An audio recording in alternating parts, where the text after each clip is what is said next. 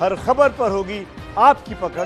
Download कीजिए ABP live app. Rahul Gandhi ने मोदी पर एक बयान देकर शब्दों की मर्यादा जैसे लांघ दी है। राहुल गांधी ने मोदी को न सिर्फ कायर कहा बल्कि चीन को 15 मिनट में हराने का बड़बोलापन वाला बयान भी दे दिया है। लेकिन राहुल गांधी को ये रिपोर्ट जरूर देखनी चाहिए। प्रधानमंत्री अपने आप को देशभक्त कहता है और पूरा देश जानता है कि चाइना की सेना हिंदुस्तान के अंदर। कैसा देशभक्त है ये? मैं आपको बता रहा हूं, हमारी सरकार होती ना, उठा के फेंक देते चाइना को बाहर। 15 मिनट नहीं लगते, 15 मिनट नहीं लगते। सुना, देश की सबसे पुरानी पार्टी के असफल मुखिया रह चुके राहुल गांधी का ये बयान। मैं आपको बता रहा हूं, हमारी सरकार होती ना, उठा के फेंक देते चाइना को बाहर। 15 मिनट नहीं लगते, 15 मिनट नहीं लगते। जिन प्रधानमंत्री नरेंद्र मोदी ने लद्दाख में चीन के सामने खड़े होकर उसे ललकारा, उन पर राहुल का ये बड़बोलापन देखिए।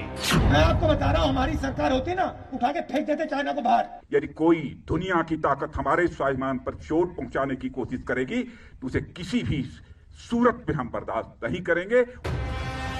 जिन पीएम मोदी के नेतृत्व वाली सरकार ने सीधे लद्दाख से लेकर देश की संसद से चीन को मुंहतोड़ जवाब दिया, उन पर राहुल ने जैसे शब्दों की मर्यादा ही लांघ दी।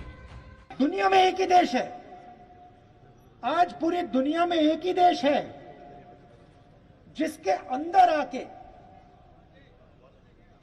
अंदर कोई और देश की सेना आई, 1200 स्क्वायर किलोमीटर ले गई और कायर प्रधानमंत्री कहता है कि इस देश की जमीन किसी ने नहीं ली।